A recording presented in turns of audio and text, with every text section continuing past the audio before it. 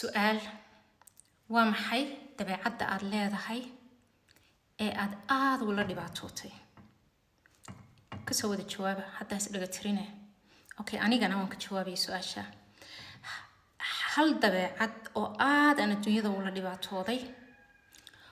oo cid kasta oo aan dabeecadda kula dhaqmay abaalkeedii aanay isiinin waa daacadnimada khasaare adduunyo khasaarun baan kala kulmay aakhiro de waa faa'iido laakiin daacadnimadii waxaan ku ori way shaqayn laadahay noloshayda dhan hadda qof kastaan soo dhaweystay oon daacadnimo kula dhaqmay ama walaal ka dhigo ama saaxiib ka dhigo ama ma jirto marka maxay tahay dadku ay daacadnimada u abuse gareynayaan ma aqaano ma waxay u arkaan jileec hadda qofka daacadnimo keena meesha qofka adag ee adduunyada ma jiro